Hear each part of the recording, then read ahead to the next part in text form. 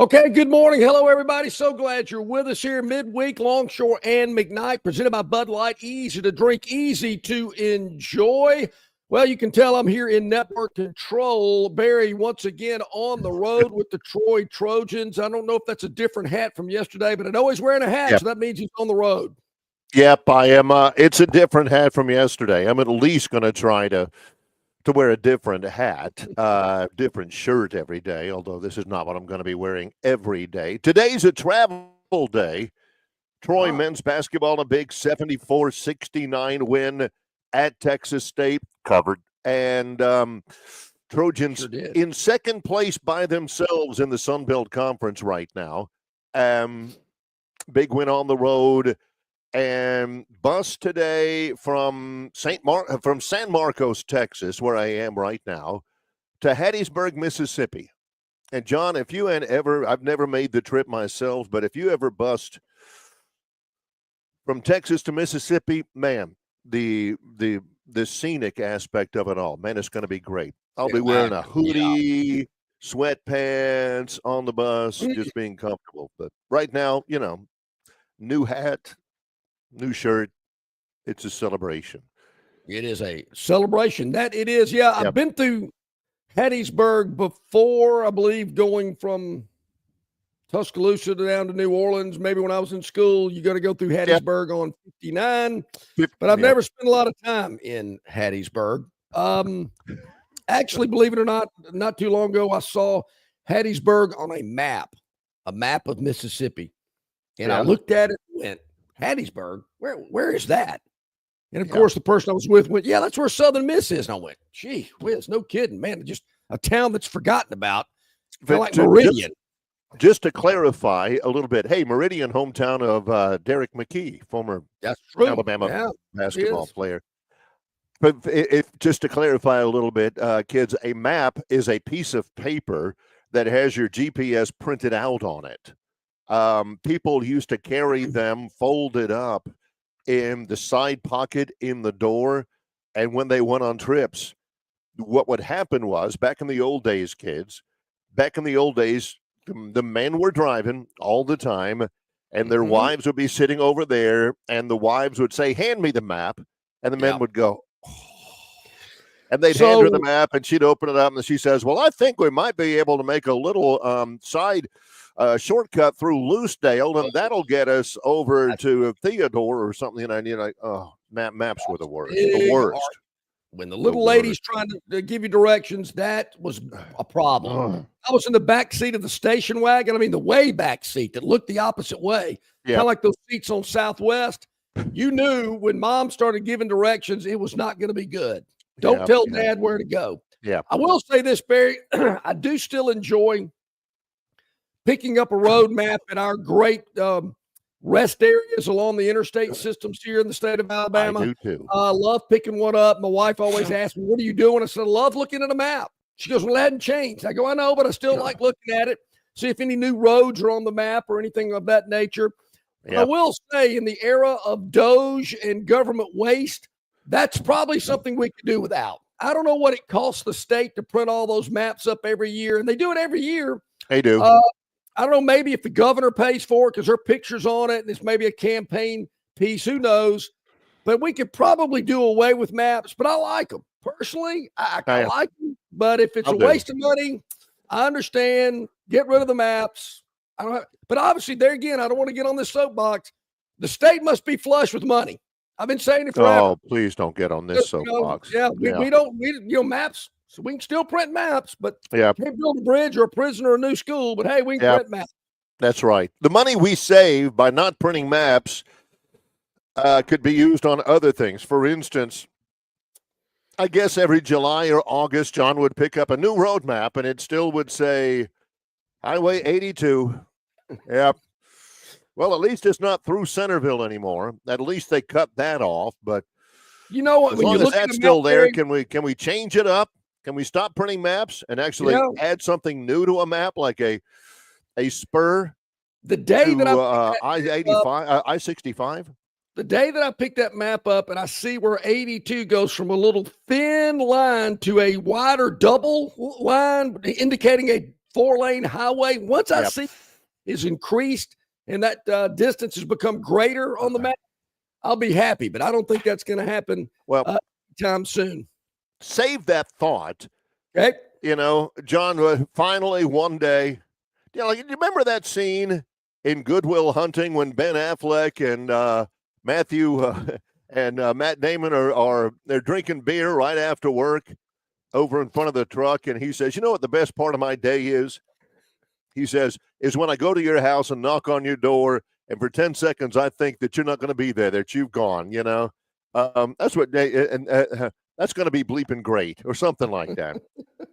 That's what John's going to be. One day he's going to pick out that map, and for 10 seconds he's going to say, "Wait a minute," and he's going to look on there, and there is a 4-lane on Highway 82, and it's going to make his day. But and there's a holdup there. You know, John has already, with his fabled patience, it's already run dry on doing anything about Highway 82. I suspect the same thing, and we'll talk basketball in a moment. I promise we will. It's a long show. We got 2 hours. It's the same deal with Football Playoff Management Committee. John has been giddy as can be about this week because, man, we've been asking all our guests. We've been talking about it.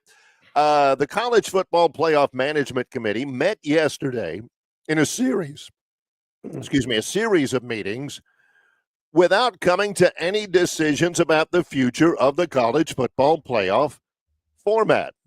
What did Mr. Hand say? Why are you shamelessly wasting my time? See, that's what I'm talking about. According to the national media, conference commissioners yesterday, following the meetings, said that they need more data before moving to a model that would eliminate automatic buys for the highest-ranked conference championships. Evidently, yesterday's meetings, that was the big hang-up. Well, we don't necessarily want to jump into not giving, the Mountain West Conference a bye or giving the Big 12 a bye. We just need to find out a little more. The College Football Playoff Executive Director, who's no longer Bill Hancock, his name is Rich Clark. He said, well, some of it is data. Some of it is understanding how things happened last year and previous years so we can take a good look back and make good decisions for the future. Teams are different. Conferences look different. Yeah. If you want to look back to the past and how things were done, guys, I'm here to tell you, Bear Bryant is dead. Yeah. Relying on the Bear to one afternoon after lunch over there at, what was the name of that place in Northport or something like that? City he'd come Cafe. back and he'd say, okay. Yeah, he'd go lunch at City Cafe, the ham and cheese sandwich. Okay, you're going here, you're going here, you're going here, you're going here. Yeah. Okay, fine. Can't have that anymore. John's looking at it and saying, more data?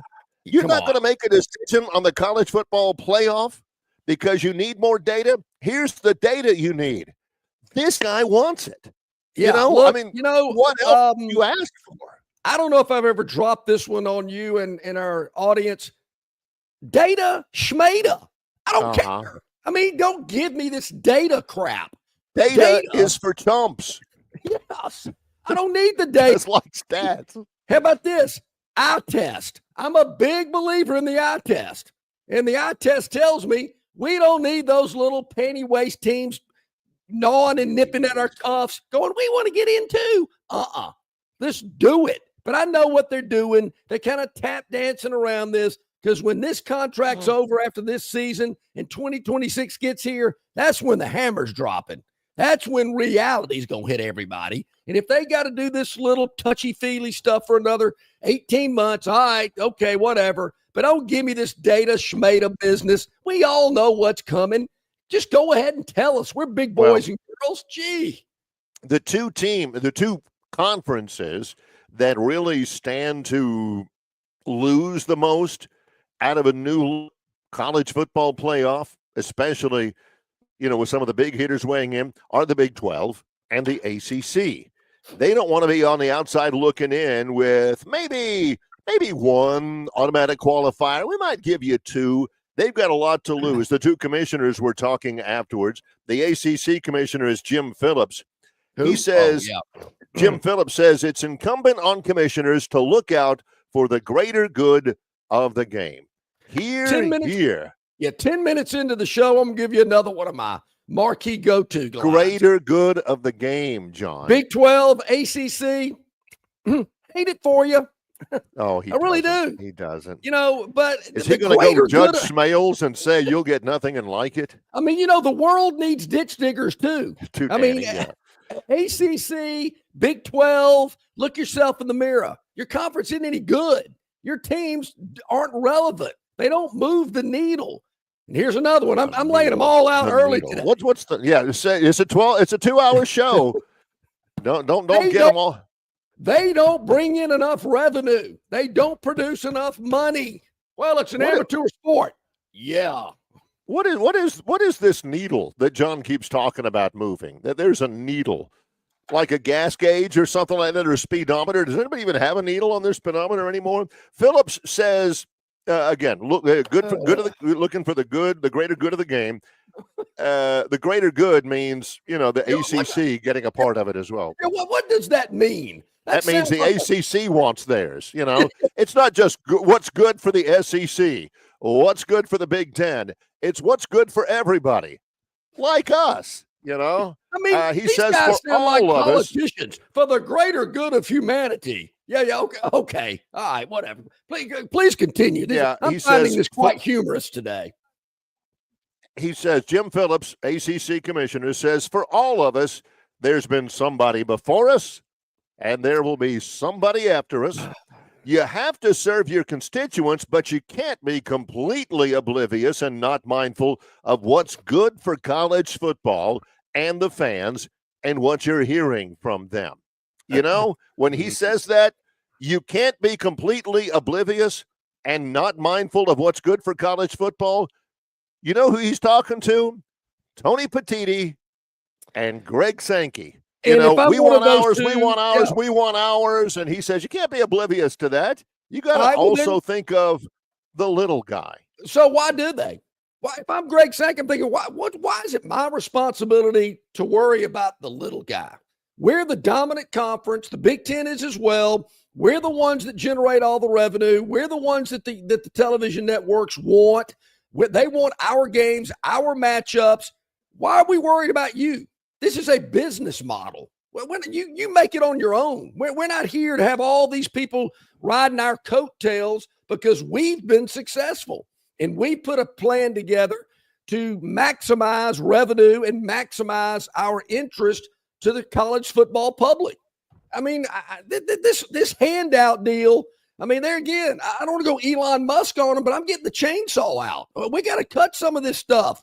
If you're not producing enough and you're not towing the line, go get it on your own. I still think. You know what, ACC and Big 12, can you give me 5 things you've done this week? Send me an email. I want to know 5 he just things. Went Elon on us. He just absolutely went Doge. I still think John would be more well-adjusted if he grew up an Iowa State fan or something. Here's the deal. John is an SEC guy. John's an SEC guy, so he's sitting fat and happy on the throne saying, you guys, you get what we give you and shut up about it. If John was looking at it from the perspective of the ACC, he'd go, yeah, here's what you got to guard against. There's a possibility people are going to get sick and tired of the SEC. As Lyndon Johnson once said, he said, if you get I'm not a bourbon drinker, but Lyndon Johnson famously said one time about introducing legislation into Congress, and he was one of the great politicians of our time. He said, if you get a bottle of bourbon and you drink it all at once, it'll come up on you. But if you drink it a jigger at a time, you can drink a lot of bourbon. That's what's happening right here. The SEC and the Big Ten are going to give big old bottles of bourbon of their conferences, and they're going to have you drink it all the time instead of mixing in a water, maybe something to eat, maybe something a little bit different. And sooner or later, it's going to come up on you. People are going to say, golly, Georgia again? It's interesting that you mentioned Lyndon Johnson. I was in a conversation last night with someone told me that Lyndon Johnson died at age 64. What a coincidence. You brought him up today. I didn't know that. I thought Lyndon was a lot older when he died. Secondly, no, he just looked older. By the way, he went to college right here in San Marcos, Texas. I don't know why. Let's get back to this. Yep. Are people sick of the Dallas Cowboys? Are people sick of the Los Angeles Lakers? They must not be, because they put them on television all the time. And these network suits are not going to put people on that don't move the needle and generate revenue. And you're telling me people across the country want to watch the Mountain West? They want to watch the MEAC? They want to watch the Wake Forest at NC State? No. As opposed to the same thing all the time. I'm with Bud Fox over here. Who's talking about data? I got a feeling these television networks know the data tells them Wake Forest and NC State doesn't even show up. Alabama and Ohio State, they're showing up there at the top of the list every week. That's who we want. The greater good of the game, John. The greater good. The young men who are on the football team, the intercollegiate scholastic student athletes at Wake Forest, work just as hard, lift just as many weights, run just as many wind sprints as the intercollegiate scholastic student athletes at Michigan, at Ohio State. It's kind of like at the Christmas party, you go, hey, Bob over here was our top sales representative, made more money and more commissions this year than anybody. Bob's getting a great bonus. And you know what? We got to give Billy a bonus too. He didn't bring in half the revenue, but he's a good guy and he works just as hard. And so we're going to give Billy the same bonus as Bob. That ain't the real world. So Wake Forest, wake up. This is the real world. It's the new age of college football, and I am all in. At my count, that is 9 Longshoreisms in the first 17 minutes. The real world, moving the needle. A new one, kind of, but the same concept. Data Schmeda, hadn't heard that one, but it's the same thing you've heard before. And my he may not have anything left by the time we get to the end of the live show. Don't forget my go-to. Hate it for you. Hate it for you. He does not a bit. Now, I guess if he even thought about you, he might hate it for you. But believe me, if he hated it for you, that means that he would have some consideration in his mind and compassion in his heart for you. And believe me, he ain't waking up in the morning thinking, golly, what can we do for Wake Forest? No kidding. What can we do for Northwestern today? Those demon deacons, we got to do something for them. Does not think about that even for a millisecond, ever, at all. Hey, hey, we will talk Bama basketball when we get back. I promise you that. Big win for the Crimson Tide last night. We'll talk a little bit about that when we return. Well, we'll talk a lot about it. Theoda says Hattiesburg is no Lubbock. I understand there's no place like Lubbock. And also, Bill from Baltimore says he's got no, I do not have a state map with Bob Riley's picture on it. I do not have one that old. Yeah. George Wallace? Maybe Guy Hunt. I think I've got one somewhere with Guy Hunt on the front. I think I do have a Fob James map. Holy smokes. Yeah, yes. Yeah, I think I do. Well, we're underway with this show. Lots going on today. A little bit. CJ Duncan from Yellowhammer News scheduled to join us today. Theoda says Longshore, Smongshore. Yeah, I'm telling you, people, this is what I deal with every day in association with Yellowhammer News. It's Longshore and McKnight, presented by Bud Light. Book tee time sooner. Save on every round. That's what you get with the 2025 RTJ Trail Card. Destination golf is closer than you might think. Buy a 2025 Trail Card and save every time you play. Plus, you will be automatically entered into the Trails Loyalty Program. Enjoy 10-day advance reservation privileges at each location. 11-day advanced internet tee times on rtjgolf.com and the RTJ app. Enjoy the benefits of a 2025 Trail Card. It makes for a great stocking stuffer, and you save on every round you play in 2025 on the Robert Trent Jones Golf Trail. Introducing Budweiser Zero. 0% alcohol, 0 grams of sugar. Full Budweiser flavor. A refreshing alcohol-free brew that tastes like the real thing. Budweiser Zero. Zero alcohol. Zero compromise. Why Hands? At Hands Heating and Air, you get this area's highest ranked service provider with 24-hour repair service, no overtime charges, and their same-day service guarantee. Plus, instead of other companies' 30-day repair warranty, Hands gives you a 3-year repair warranty.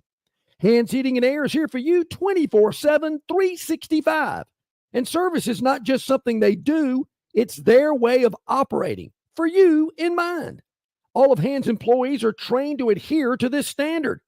They work hard to ensure that this standard is maintained, and they are constantly looking for new ways to better serve you. Call Hands Heating and Air today at 508-5382. That's 508-5382, or find them on the web at 834hands.com. Okay, about 20 minutes past the hour here on this Wednesday. Tobias out in Arizona. You're right. Preach on, Tobias. Yeah, Big 12 is really only a one-bid league, in my opinion. We'll see what the committee thinks about that as well. But thanks for checking us out today out there in the deserts of Arizona. Tobias, always a big viewer, and we appreciate that. Absolutely. We tell your friends all about it. Tobias is one of our great show recruiters out there. People tell him, hey, man, you haven't watched Longshore and McKnight in how long? Man, you need to get on with those guys. You hear what John was talking about on the show today? This may be a clip on one of our social media posts later today. This may go up as Data Schmeda. You know, that may be right at the very top, moving the needle. Where is this needle? What is the needle? And how do you move it?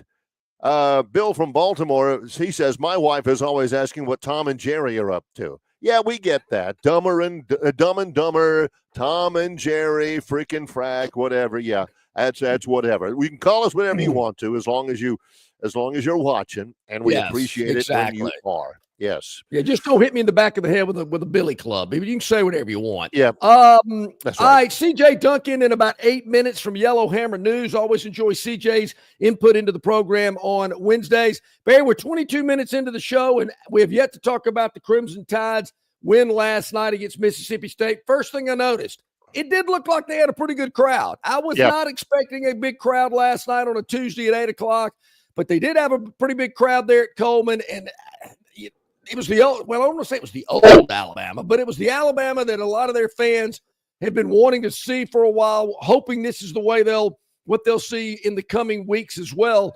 Really played well last night, hitting the threes, good defense. And I got to tell you, Barry, there's a kid on this team, and I brought him up before. He had a great night last night. Chris Youngblood, 27 points. Yes. He reminds me of what Joe Dean called a blue-collar worker back in the day. Yep. This guy gets in the paint, scraps it up, but he can also hit the shot. Really like his game, and he wears a great number, too. Number 8. A couple of years ago, they passed a rule where you could wear a number greater than 5. The only reason why they always used to insist the numbers less than 5 is when you fouled somebody, the referee could turn over and give you a hand signal.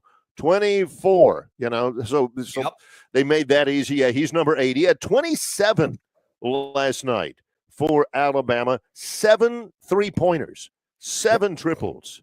Mark Sears had 6. Filan, he had Mark Sears had 5. Filan had a couple. Alabama, first of all, they win the game, 111-73, 111 points. They covered the 8.5. Heck, they covered the 8.5 in the first 6 minutes of the game. That game was won later in the first half. Alabama. In the first half, doubled up Mississippi State. Well, almost did, 53-27, and it was over after that. Alabama scored 58 in the second half. In that game, Crimson Tide shoots 52%. They had 15 two-pointers in the game, 22 three-pointers in the game. When they're falling, it's a thing of beauty. They really are. They play better defensively because they feel better about themselves and all that. I'm not sure that Alabama will play many more teams or can count on playing many more teams who do not guard the three like Mississippi State did not guard the three. At some point, do you say, in the huddle with your hands on your knees and sweating and breathing heavy, and your coach has got done screaming at you, and you look at somebody and you say, hey, man, who's got number 8? Yeah. Can somebody you do. put a hand in his face? Gee. Either, I'm sure the coaches are screaming that, but somebody on the floor, one of your teammates is also saying, hey, man, don't you have number 8? I mean, what are you doing out here? Come on, let's get in the game. There was a time you could see it as the game played out. I mean, even the Mississippi State bench, their coaches, they knew they were done. And there was a sequence in the game where Mark Sears is in position right there by the Mississippi State head coach. The ball's on the other side of the court, and he knows what's coming because they're not really paying attention to Sears, and they zip it over there to him. The second he catches it, the Mississippi State head coach turns his back because he knows what's coming. Panties, bottom of the bucket. He just shakes his head with his head down, going, you can't leave that guy open. Well, Sears is probably out of the side of his mouth going, hey, coach, they're fixing to reverse the ball from the opposite wing. I'm fixing to get it right here. And as soon as I get it, I'm going to shoot the rock, okay? That's what's happening. Sure enough, here it comes. Coach can't do anything. He can't defend against him and all that. That happened. And, that is it. At the under 4 timeout, when Alabama, what'd they win by? It's 38 points. Yep. Mm-hmm. They're leading by 30 plus. You take the under 4 media timeout. You always wonder what the Mississippi State coach would tell his team. I'm telling you what he's telling them. He said, okay, all right, you got the ham sandwich on the bus back, right? You got turkey and cheese. All right, you got tuna fish? Okay, yeah. Fred's got tuna fish. They're making sure. Hey, you got the bus running? Warm it up, man. Let's go. It is a bus ride. You're not flying from Tuscaloosa back to Starkville. Shortest 2 points in the league. You're getting on Highway 82, and there's some 2-lane section from Tuscaloosa to Starkville as well. A lot of it. Woo, so tough drive. So what does that mean for Alabama? Maybe it means for the Crimson Tide, getting that momentum. But you always wonder because, man, they'll give that momentum right back quick as a wink. Alabama right now 12-3 in the conference. Florida was a loser yesterday. Florida lost to Georgia. Kidding. And, it was in Athens. I didn't think Florida was going to lose. I thought Florida was playing as well as anybody in the league other than Auburn. Then they go to Georgia and lose. Credit Kirby Smart and the athletic director, I think his name is Barnes, at Georgia. Could be wrong. They're about to storm the court at the end. And Kirby is telling the students, he says, man, can you wait until Florida makes it off the court? Can you do that for us? Can you cut us a solid? Wait until Florida comes off the court. Bulldogs were ahead by a ton. Gators had a late rally. Georgia ends up winning it by 5. They win it. The horn sounds. The Florida players trudge off the court. The Georgia student section, they're over there bouncing around and everything. Finally, it's like when the dog food hits the dish. Here comes the Labrador. They're all running out there going crazy. They rush the court 90 seconds after the game is over. John, that saved them $250,000 by waiting a minute and a half. So they don't care if you storm the court. It's just when you do it. I guess. I saw that story last night. And I'm thinking, wait a minute. So you can do it, but you can't do it immediately. I'm kind of okay with that. Wait till the players get out there, then go crazy. I guess it does make it better to get the opposing team off the field, off the floor. But I still ask the question, why are you doing it? What happens when you get out there? Oh, wow, look at this. I'm at center court. Man, this is great. Okay, what's the difference between celebrating in the stands or celebrating on the court or on the field? You're still celebrating. So I don't get it. Maybe we can clear it up when we return. Our bottom of the hour guest, CJ Duncan, Yellowhammer News. He is in the green room. He's standing by ready to go. We'll talk with CJ when we return. In association with Yellowhammer News, it's Longshore and McKnight, presented by Bud Light. Don't miss your chance to win big at Victoryland Casino. Play the latest, hottest, most exciting games around with fun bonuses and big jackpots. Don't miss out on your free play. Stop by Player Rewards today and check out this month's exciting free play promotions. Come see why our players keep coming back. You'll have more fun at Victoryland Casino, where you can be a winner too. Victoryland Casino, located off I-85 exit 22, Shorter, Alabama. Must be 21 or older. In sports, if you think joy only happens after you win, think again. Look at the world's most successful athletes like Serena Williams, Brooks Koepka, and Alex Morgan. They don't spend all their days grinding away. They take time to enjoy themselves, like getting together with friends over a Michelob Ultra, because they know that happiness is the key to winning, and that joy is the whole game, not just the end game. Michelob Ultra. 95 calories, 2.6 grams of carbs. It's only worth it if you enjoy it. Enjoy responsibly. AB Michelob Ultra Light Beer, St. Louis, Missouri. Local banking expertise, the newest innovations and technology, personal attention, genuine hospitality. It's all just part of the River Bank and Trust difference. They invite you to experience it for yourself. Welcome to banking above and beyond at River Bank and Trust.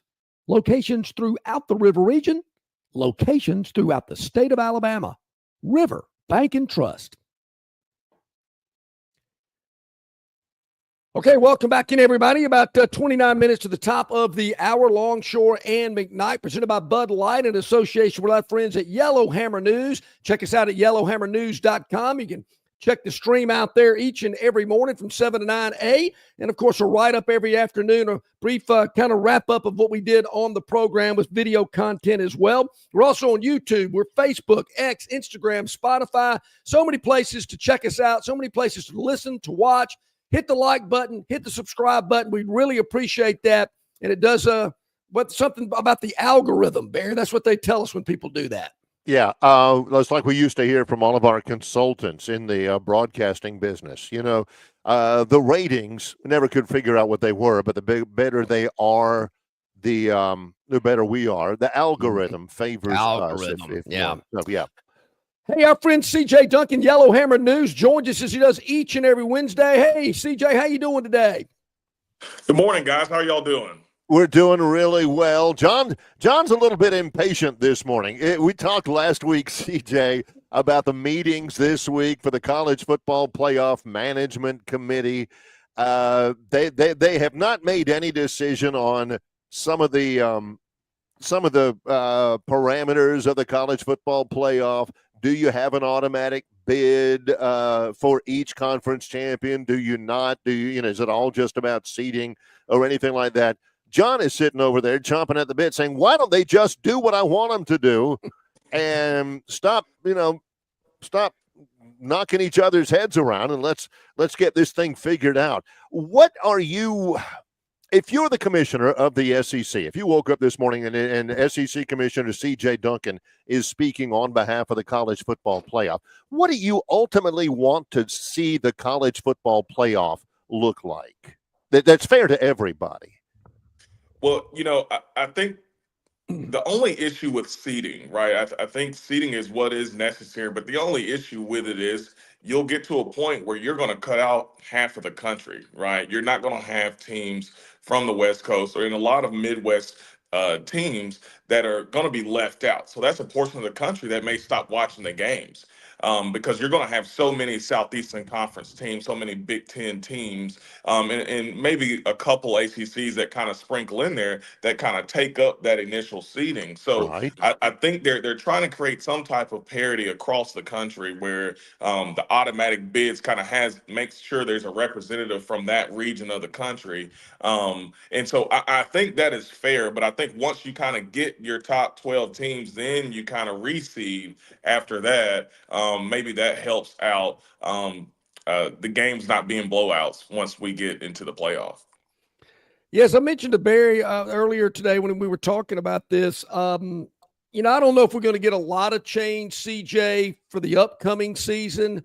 But when this current contract expires after this season, I think from 26 on, you're going to see some changes. And I think a lot of these changes that we've been hearing about, that have been rumored about automatic, bids, 4 bids for the Big Ten and the SEC, increased conference scheduling, a scheduling partnership with the SEC and the Big Ten.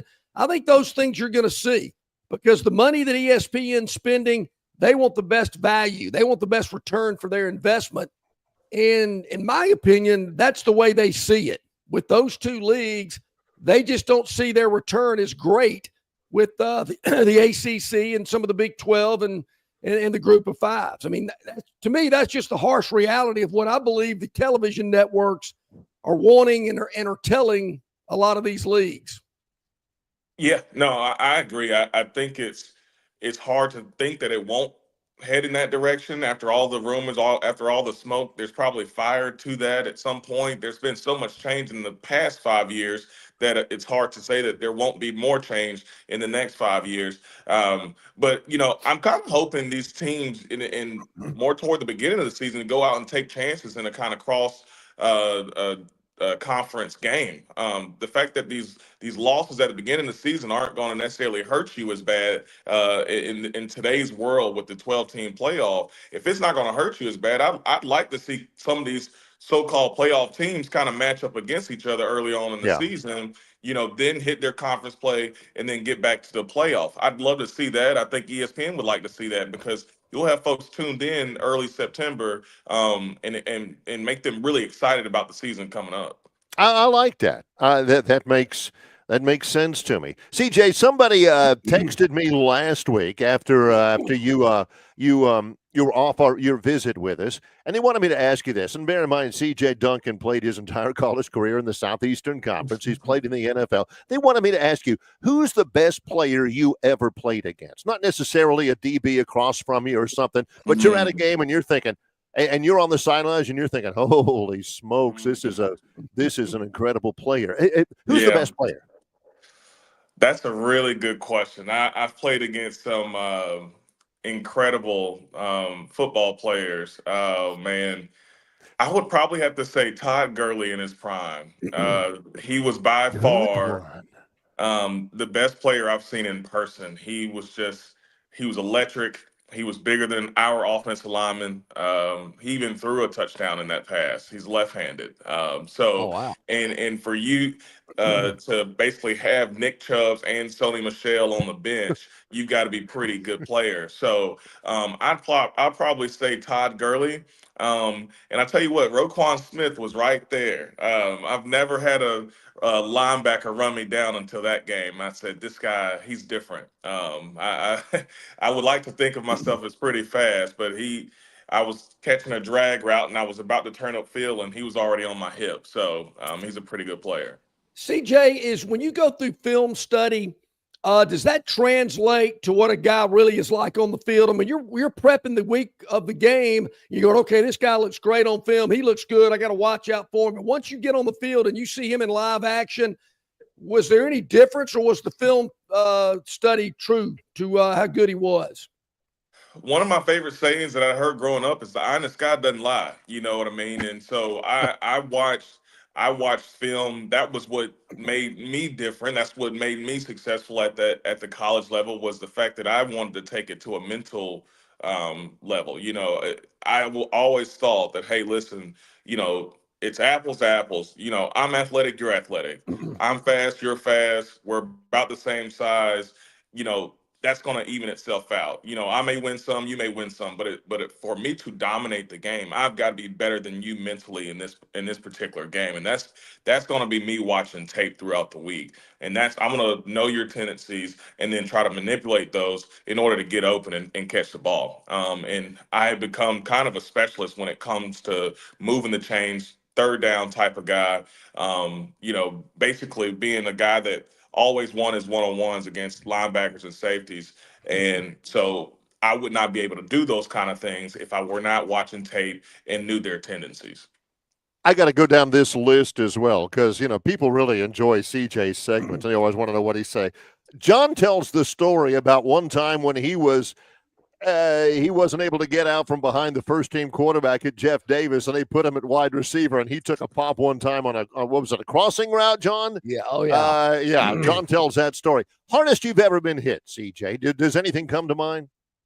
Oh, Yeah, I got a couple. I tell you what, I can't remember the guy's name, but it was Probably because he hit you really hard. Who knows? right. Exactly. I don't remember much from that day. But I hate to give Georgia all this love on this Yeah. show, but truly, I mean, they are who they are, right? They were becoming the Alabama as I was in school, and so there was once it was a third down, and I'm running basically a bender, right? So you've got kind of a apex player that's right here that's kind of trying to throw you off of your Start. route, and You really get he's off. just there to push you and get you off your route, and I'm basically supposed to bend over him, but it's a slight bend where a cover two safety is going here, that one's going there, so I just want to slightly bend in front of that safety on my side, but not too far because the other safeties is could make a play on the ball, and it's third down, and I'm running a quick bender over the middle, and it's open, but my buddy, still a good friend of mine, Kyle Sherman, who was one of Vanderbilt's best quarterbacks during his career, Right. he had pressure in his face, so he throws it kind of off the back foot, and I'm running to go get it, and I always trust Kyle, and I'm saying, he wouldn't throw it over there if that guy is right there. So and I go out to get the ball, and I got my hands on the ball, but as soon as my hands touch it, that backside cover two safety, Ooh.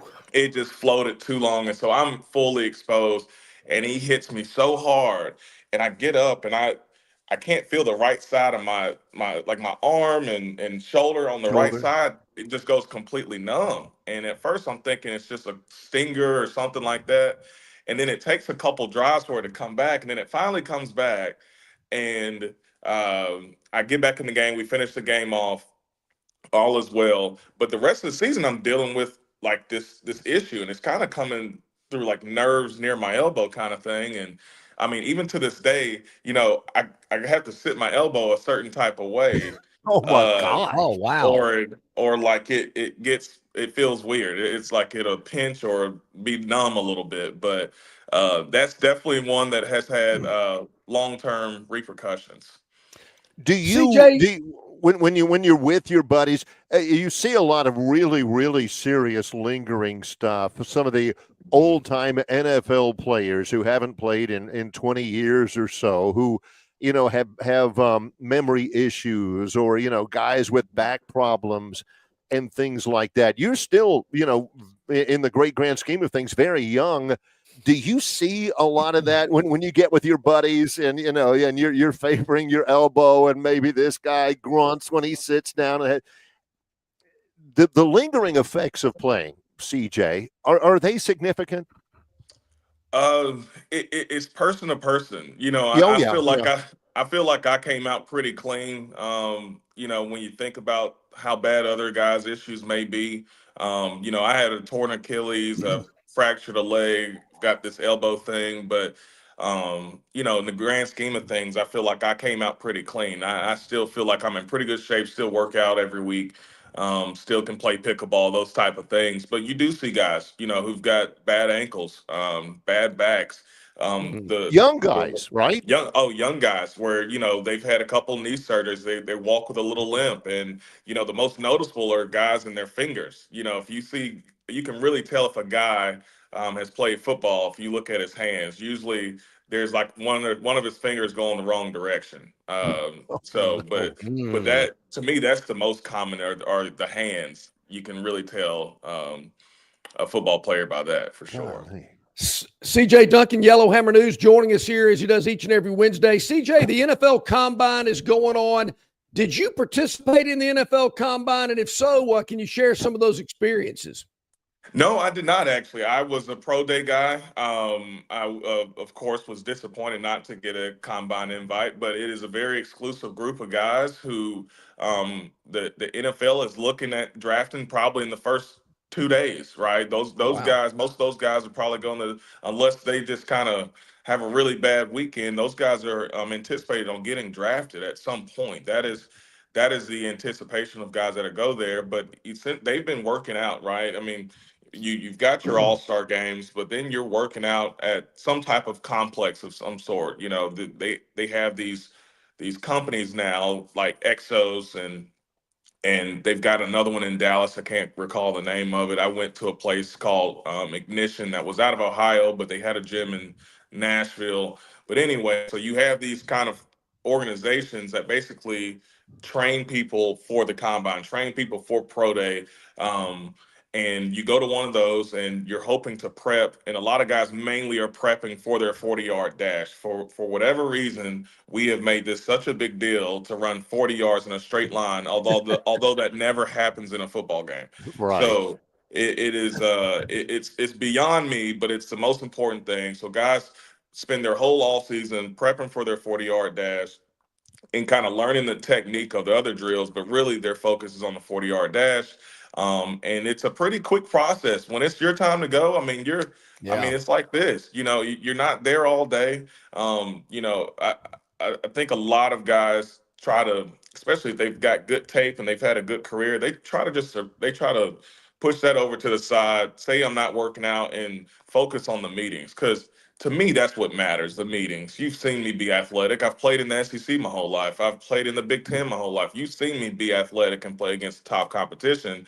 To me, the meetings should be the most important part. Can I go draw something up on the board for you? Can I act like a professional? That's what it's all about. What was your pro day like? Pro day it's the same thing as a combine. They are emulating a combine just at your school. That is exactly what it is. I had a really good day.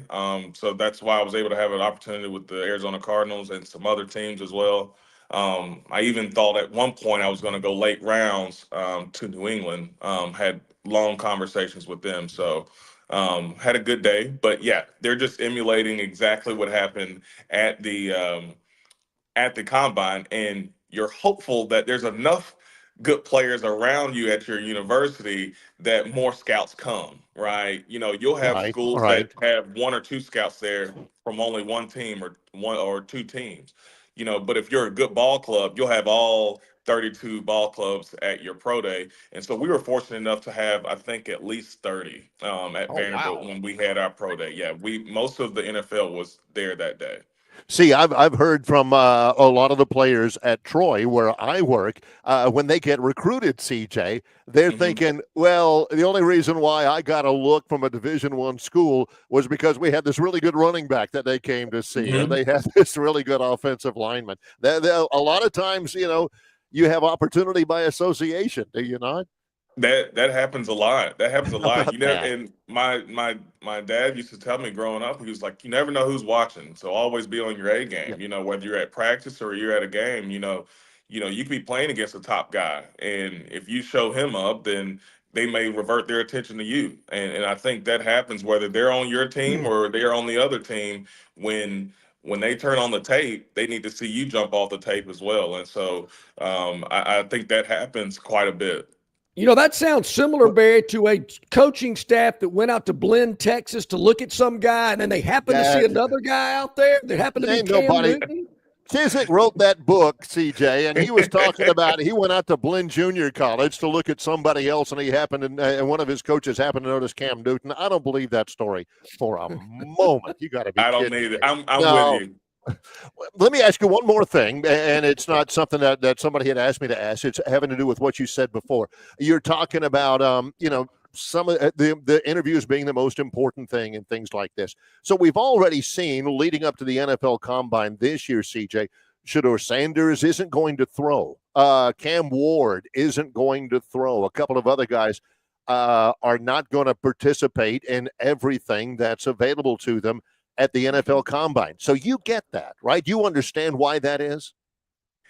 I do for a quarterback, but I do think in most cases I go back and forth with it. I really do. I do Uh-huh. get that. Hey, a quarterback doesn't need to run a 40. A quarterback doesn't need to do any of the drills or a long jump or whatever. I mean, they don't need to do those things. I don't think so. um, you want to know his mind, right? You want to see him perform quickly under pressure on a whiteboard. You want to see those things. You want to Yeah. know about his family life and who his girlfriend is. You want to know all those things.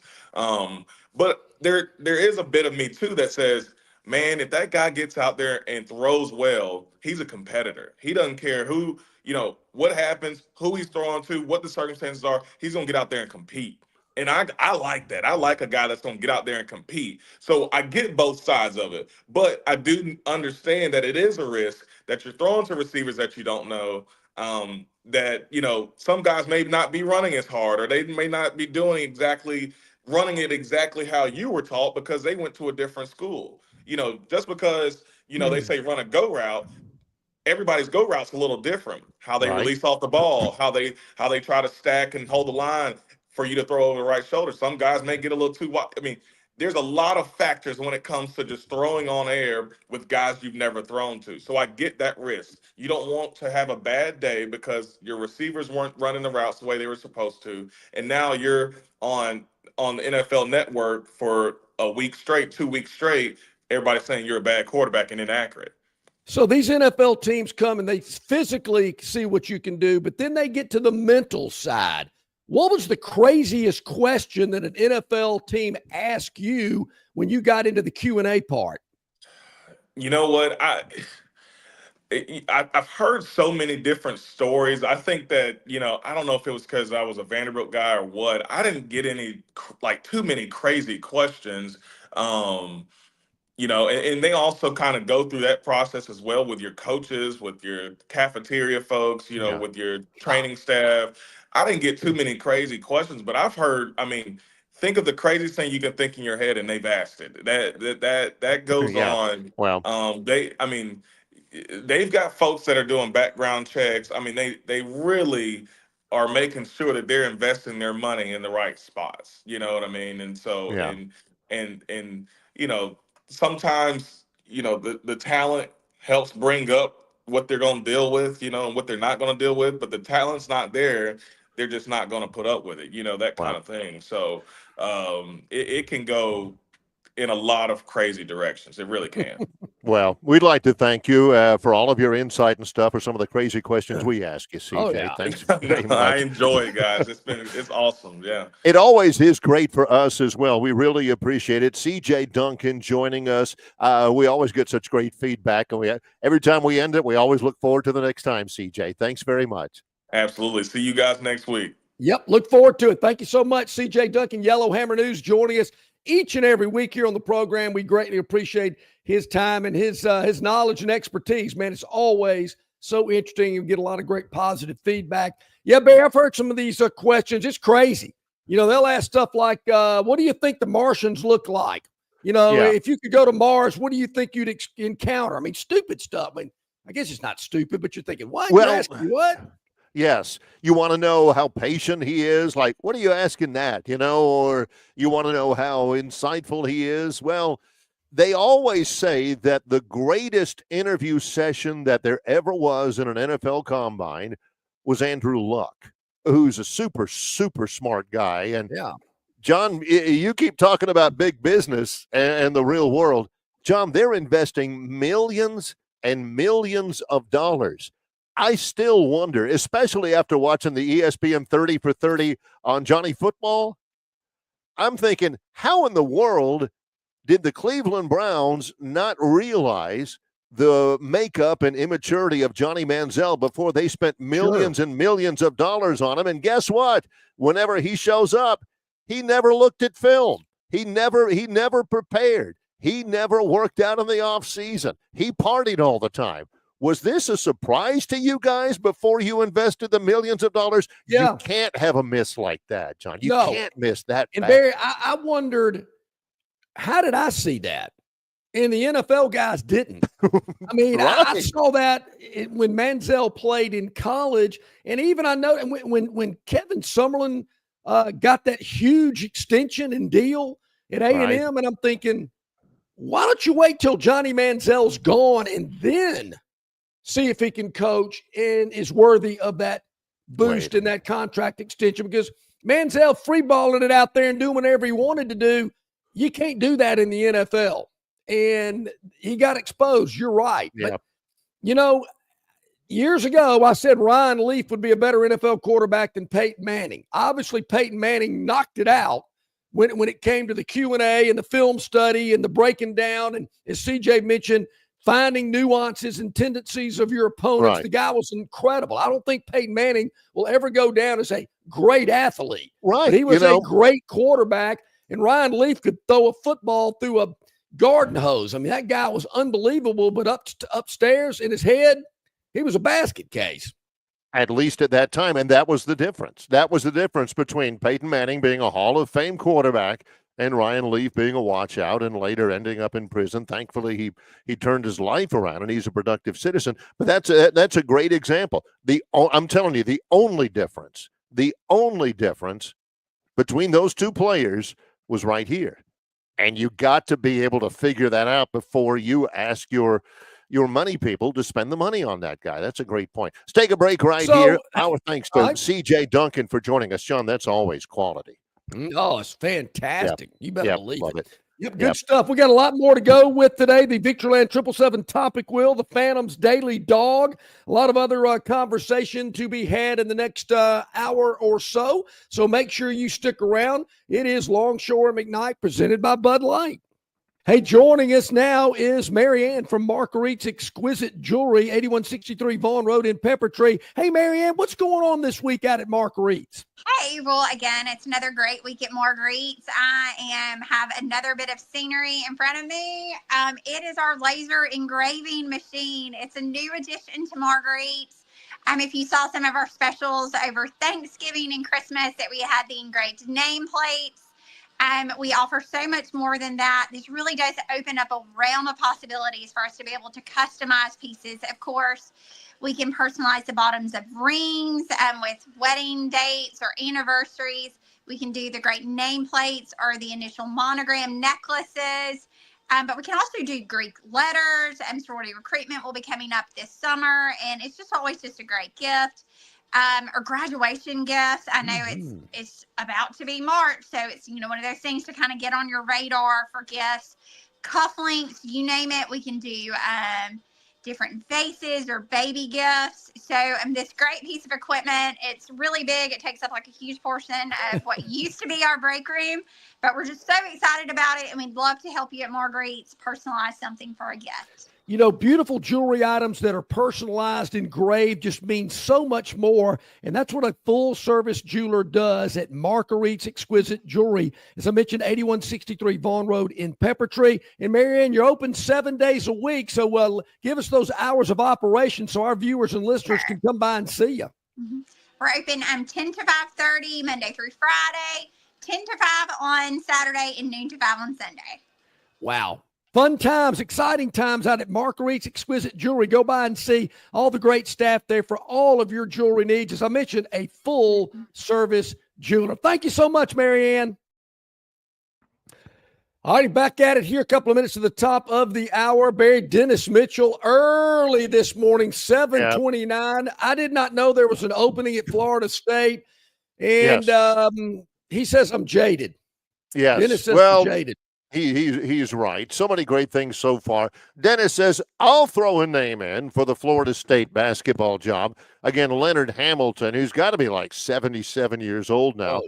He's retiring at the end of the year. He likes Bucky McMillan. Where'd you hear that name first? Yep. John has been an advocate of Bucky ball for a little while now. Bucky McMillan used to be the head basketball coach at Mountain Brook High School, winning championships left and right. And Samford took a little bit of a risk. He was a high school coach, and he's gone to Samford, and they play up tempo. Fans love it. They call it Bucky ball, and they're winning a lot of games. They've won 20 games this year. Florida State could do worse than that. If you watched the other night, the Florida State-North Carolina game, it's North Carolina. They're not as good as they have been, but it's in Tallahassee at the Leon County Civic Center, or whatever they call it right now, which is not a great arena. And Florida State makes a little bit of a late run. North Carolina, I think, leads throughout. Florida State makes a little bit of a late run. Oh, my gosh, that crowd, it looked like an oil painting. There was no juice there. This is the ACC. This is North Carolina. Leonard Hamilton has been highly successful at Florida State. He's gotten them deep in the tournament before. But, man, these fans, Florida State's not a basketball school. My mother is used to be many years ago the secretary to the basketball coach at Florida State. Back in the, it's not a basketball school. They're in a basketball league, or John, what used to be a basketball league. And they need somebody to kind of excite the masses. I like Bucky McMillan's name a lot. He also says about John still, it doesn't compute to him why people rush the court. Georgia beat Florida last night. Kirby Smart and the AD, I think his name is Jared Barnes or something like that. They pleaded with the crowd, okay, you can rush the court, but wait for about 90 seconds for Florida to get off the court before you run out there. So the students are up there. They're doing the jump around and everything. They're singing that Georgia fight song, which I hate, and everything like that. And finally, I don't know, I guess somebody blows an air horn or somebody, or Kirby says, go. And they all rush the court 90 seconds in. You don't get a fine. That saved him $250,000 or something like that. Even then, John's like, I still don't get it. I still don't know. John, don't be so jaded. Let the fans enjoy their moment in the sun. Well, is it a moment in the sun, John? Yeah, do it. And you're out there, we won. Do it responsibly. There again, what good does it do?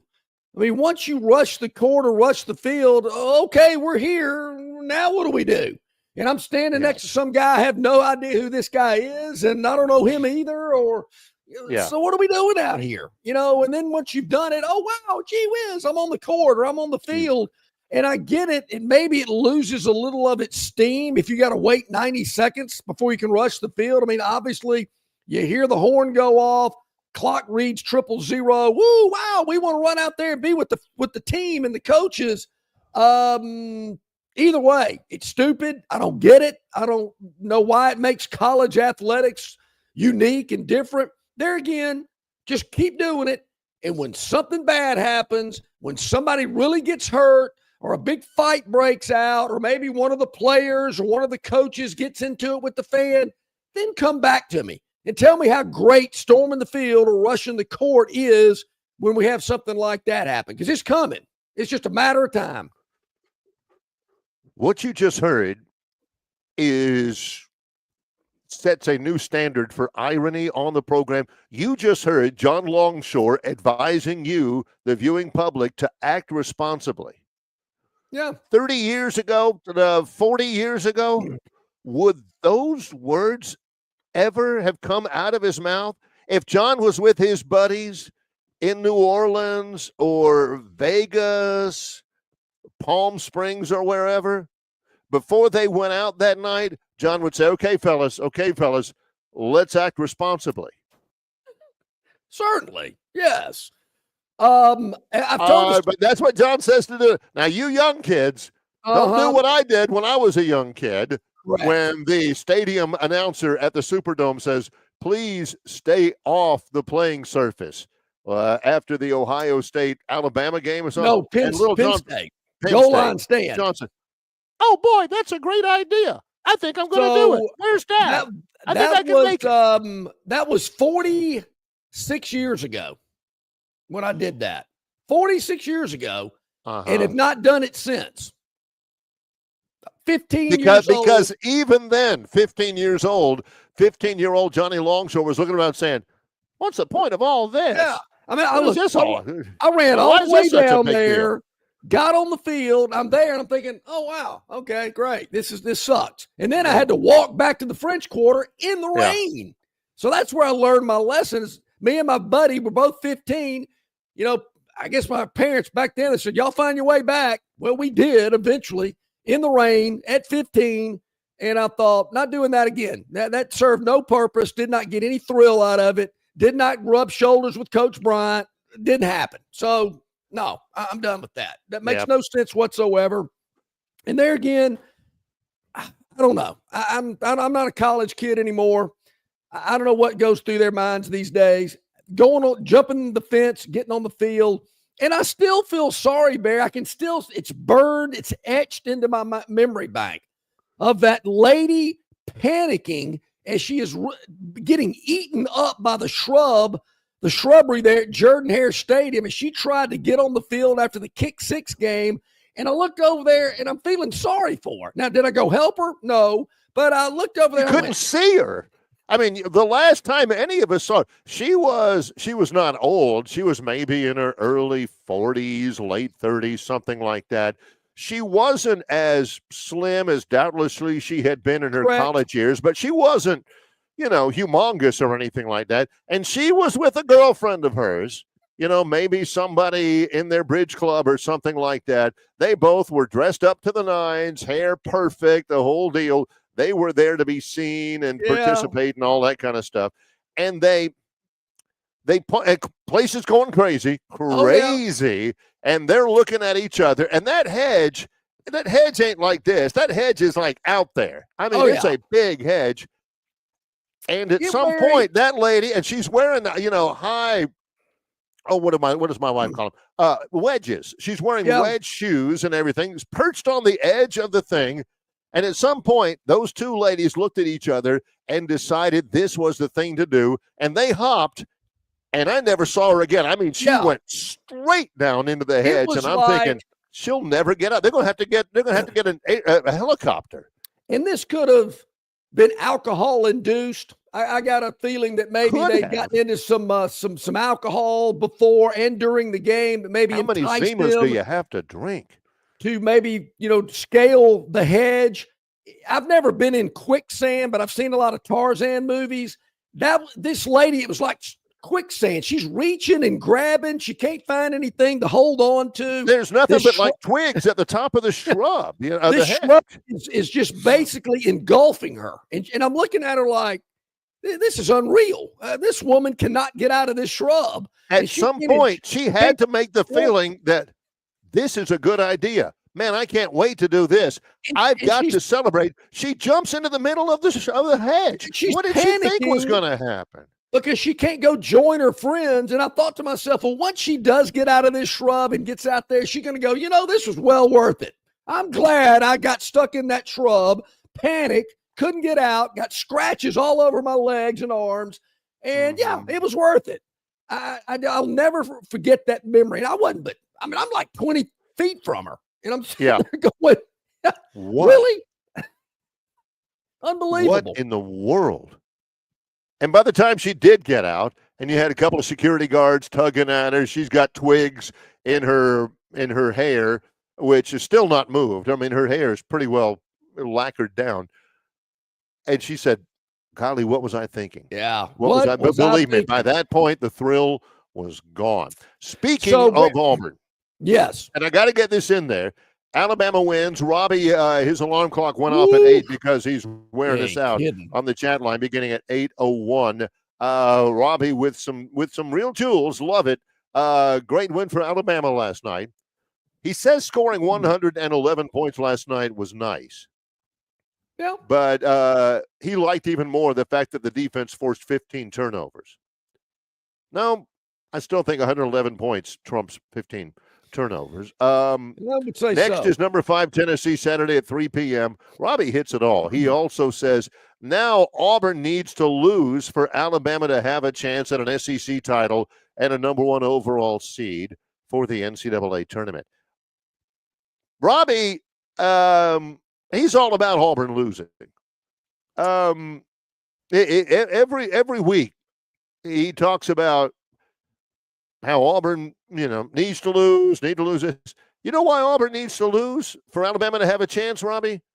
Because Auburn is 2 games ahead of Alabama in the league standings, and 8 but 3 games left to go. And he's all about the number 1 seed. Yeah, Robbie, you can go ahead and forget about that. That's not going to happen. Alabama's not going to win the regular season title. I don't like their chances to win the tournament either. Maybe they could. There's been a lot of discussion. I don't get this, Barry. Inconsistent. There again, Lyndon Johnson's age when he died in the SEC tournament, a topic of conversation with some folks I was with last night. And I've heard a lot about this. Do you really want to go to Nashville and win it and go through the grind of 3 or 4 days of playing tough competition? Shouldn't you just kind of bag it and get ready for the NCAA tournament if you're an Auburn or an Alabama who both are projected to be number 1 seeds? And I'm thinking, Why would you do that? I mean, well, you could get hurt, or you could get injured, or you could get tired. Well, whether you're playing the 16 seed in the SEC tournament or the number 3 seed, it's still a basketball game, and it can be physical, and you're running up and down the floor, and you're jumping, and then, you could twist an ankle. I mean, I don't think the level of competition really matters. I just, hence Western Michigan when Brody Kroll got hurt. Well, I knew you were going to bring that up. That was Western Carolina. Western Carolina. I knew he was going to say that. You know why we got hurt playing against Western Carolina? Because he was trying hard. He was running hard, and they've got players too, John. It's exactly why. I don't get it this well. It's kind of like people go, well, you don't put too many tough games on your schedule. Tough? Well, how do you define a tough game? You get hurt in any game. That's right. So I don't really I'm with you. Get this. Well, they don't really need to be there on Sunday to win the tournament. Big deal, so what? But they got 4 days to rest before they go to the NCAA tournament? Here's the deal on that. I don't get that logic. I agree with you 100% on that. I mean, you and I both played a lot of sports and everything, and we understand none of the level, that we're talking about with the SEC. But here's the secret that I don't think people pay attention to, John. That level of competition, that level of compete that you've got to have to be successful in an SEC level, John, you can't turn it on and off like a garden hose. It's our second garden hose reference of the show today. You either have it or you don't. If you're a competitive person, you're a competitive person. You're not competitive now or then, or you can't say, I'm not going to try as hard this time and still be able to turn it back on later on when it's really important. When you are out there, you only have a certain amount of time. You have a short amount of a window to be a competitive athlete. And you are gifted physically, you're gifted mental toughness wise, you're gifted with the opportunity, John. And when you go out there and against anybody, you don't compete at your highest level, you are abusing that gift. You are not taking advantage of it. That's what people don't realize. You can't turn that stuff on and off. Here's what you're going to hear. If Auburn and Alabama both make it to Sunday in Nashville for the SEC tournament championship game, and they win it, oh, wow, won the SEC basketball tournament. We're great. Isn't that awesome? If they lose it, didn't need to win, didn't need to play. Matter of fact, I wish they hadn't even been there on Sunday. They don't need to be there. They need to focus on the NCAA tournament. So you can't have it both ways. And that's what we're going to hear. If Auburn or Alabama make it to Sunday and they win it, oh, it's great. Knew it, man. That's awesome. They lose it, never should have been there anyway. Too much basketball. They're going to be tired, flat, and drained when they go to wherever their site is in the NCAA tournament. Fans, you can't have it both ways. So which way is it going to be before they even tip it off? The truth is that if Auburn wins out up to the final game of the year, if Alabama wins out up to the final game of the year, however that Auburn-Alabama game turns out at Neville Arena at the end of the season, and you make it to the championship game of the SEC tournament, I'm talking about both Auburn and Alabama, John, no matter what happens, at that point, if that's the scenario, they both are going to be number 1 seeds. So I don't know that they both can get there, but if they both make the SEC tournament championship game, regardless of the outcome, they're both going to be number 1 seeds. I'm hearing already they're number 1 seeds no matter what happens in Nashville. That they could go one and done. They're still going to be number 1 seeds. So there you factor that. Well, if you're going to be a number 1 seed, why even – that part of it I don't like. I mean, just don't even go to Nashville. If that's your mentality, why are you wasting time and money to even go up there? You're going up there to win. Not to just say, well, the conference is making us come, so let's just, go up there in game 1, fart around, and come back home so we can get ready for the tournament. I don't like that mentality. And then Alabama and Auburn, if it's still bracketed like I remember it being, they're not going to play till Friday. Their first game's going to be on Friday. Some of these teams are playing on Wednesday. So I get it. I mean, if you're a team that plays on Wednesday and you make it all the way to Sunday, I can see where you can maybe be a little tired if you make it to the NCAA tournament. But if you go up there on Friday and you play in 3 games, that ain't asking a lot. Yeah. Speaking of Auburn, they do play tonight. It's ESPN2 against Ole Miss. It is at Neville Arena. Ole Miss kind of limping into this one. Lose to Mississippi State, lose at Vanderbilt. And, they have played better basketball in the past than they're playing right now, which leads me to believe that they're going to give Auburn all they can handle. 6 o'clock tonight, ESPN2. If Auburn wins that game, they've got 2 games left. Is that right?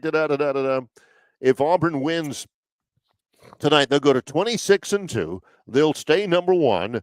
After this one, they got 3 games left. Kentucky at home on Saturday, at Texas A&M next Tuesday, and then in a week and a half, Alabama to end the regular season.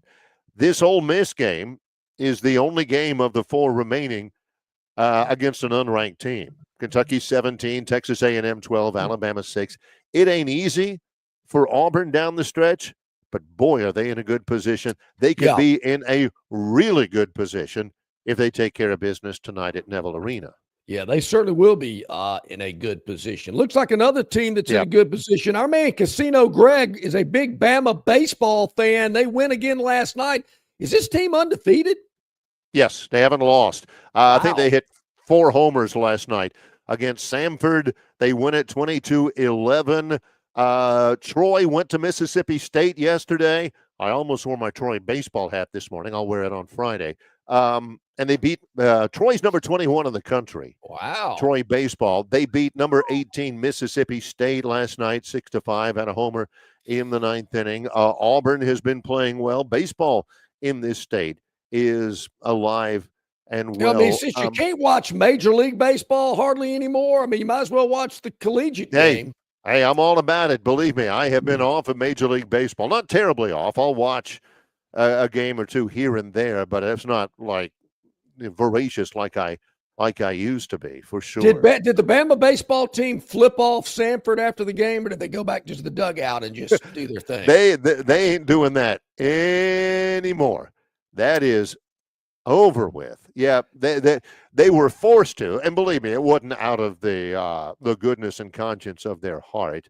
They were forced to issue a public apology for their Instagram post by Coach Vaughn. Yeah. Curtis would like to know, Barry, if you know who the announcers are for the game tonight at Auburn. I noticed last night Carl Ravitch and who's the guy that did the color? Jimmy Dykes. Did the Alabama-Mississippi State game. They also did the Alabama-Kentucky game on Saturday. Did they just stay in Tuscaloosa for 2 days? Well, 3 days? As it turns out, since he asks, they're staying in Alabama for an extra day because Carl Ravitch, Jimmy Dykes have the ESPN2 telecast for Auburn Ole Miss tonight. Okay. Basically, so they're hanging out. Yeah, those are the guys. Carl Ravitch, who I don't love as a play-by-play guy. I love Jimmy Dykes. I've actually worked with Jimmy Dykes before. Great guy. Big one tonight, an underratedly big one tonight for Auburn against Ole Miss, 6 o'clock tonight at Neville Arena. 18 minutes into our second live hour, still lots more content. Man, we do this all the time. We are loaded with stuff. Tons. The Phantoms Daily Dog coming at you when we return. Also some spring football news. And hey, Mal, Bill tells us that the Braves won a split squad game yesterday. Go Braves! Both of them yesterday. In association with Yellowhammer News, it's Longshore and McKnight, presented by Bud Light. Well, the Crimson Tide and the Auburn Tigers are really hot in college basketball, and so are the deals at Stivers Chrysler Dodge Jeep Ram in Prattville. Alabama and Northwest Florida's largest volume Ram truck dealer is Stivers in Prattville. And at Stivers, they have the largest selection of Ram trucks priced at thousands less than other dealers. How about a 2025 Ram Bighorn 4x4 crew cab with savings of up to $15,000 off sticker price? Also at Stivers Chrysler Dodge Jeep Ram, they have fantastic savings on the entire Jeep lineup, like the Wranglers and Jeep Grand Cherokees. Head over to Stivers Chrysler Dodge Jeep Ram today on Cobbs Ford Road in Prattville, where Price sells cars and trucks. All right, man, grab a Budweiser and take a knee. It is the best time of the year. It's baseball season. That means sunshine. It means behind-the-back peanut tosses. And it means sharing some cold, frosty Budweisers with your boys. Because there's nothing more American than watching America's game with America's beer. So let me ask you something. Are you ready to bring your A game? Are you ready to cheer every frozen rope down the line and amazing catch at the warning track? Are you ready for pitchers' duels and slugfests? Tell me, are you ready for the thrill of an incredible walk-off victory? I can't hear you. Are you ready for Budweiser and baseball? Then get on your feet, raise an ice-cold Bud, and let's make this season larger than life. Great times are waiting. Grab some Buds! Enjoy responsibly. Budweiser Beer, Anheuser-Busch, St. Louis, Missouri. The Destin Connection Seafood Market offers the freshest seafood direct from the Gulf of Mexico with deliveries daily. Snapper, grouper, pompano, flounder, copia, along with medium, large, and jumbo shrimp, hand-picked crab meat, and chucked oysters. They can even cook your order for easy, quick pickup. The Destin Connection can make a po' boy with any of their seafood items that folks in New Orleans rave about. Go by and see them at 3750 Norman Bridge Road or call 288-4272 for pickup orders. Okay, welcome back in, everybody. Glad you are with us here on this Wednesday, Longshore and McKnight, presented by Bud Light. Well, looks like the dog has caught rabies, Barry. A couple of losses this week. Been kind of tough. Had Mississippi State plus the 8.5 last night. Knew that was a loser quickly. Yeah, you could just tell they body lose by language 38. on the Mississippi State bench. You just tell. Man, they weren't into it. Yeah, from the start. I mean, what was that? I mean, they were losing by what, 28 at halftime, and it didn't seem like they cared one bit about it. You know, Mark Sears is over there having a conversation with the Mississippi State coach while plays going on, and they're shooting the breeze over there. And Mark says, "Hang on, just a minute. Give me a moment, coach. I got to get another 3 against you. I'll be right back." Boom. That kind of a game. Jeez. If the Phantom had only known that Mississippi State wasn't even going to try. I didn't realize it was going to be that tough of a bus drive from Starkville. Obviously, that took its toll on them. Well, tonight, Barry, we are going Big Ten tonight. We're going Big Ten. It's an early tip on the Big Ten Network, 5:30. You don't see many 5:30 tips. But this is Michigan State at Maryland. Battle of two ranked teams. Battle of two 20-win teams that are having great years. This one's in College Park tonight at 5:30 on the Big Ten Network. Yep, Maryland laying 3.5 in this game. The Spartans catching 3 and a hook. We're going to take Michigan State, and here's a couple of reasons why. Oh, okay. Michigan State is played pretty well, pretty good team, beating Michigan, their in-state rival, in their last outing. They've won 3 in a row, and their last 3 games, Barry, 2 of their last 3 games have been against top 15 competition. Right. They will play their 3rd top 20 team in a row. As I mentioned, they've beaten their last 2 that they've played, so we like the momentum that Michigan State has coming into this game against Maryland. The Terrapins, on the other hand, Barry, on a 4-game winning streak against Rutgers, Nebraska, Iowa, and Southern Cal. I'm not sure which one of those 4 teams is the highest rated, but I can tell you none of them are in the top 25. So we like Michigan State coming into Maryland tonight, catching 3.5. We love catching the points, but we think Michigan State can win this game outright.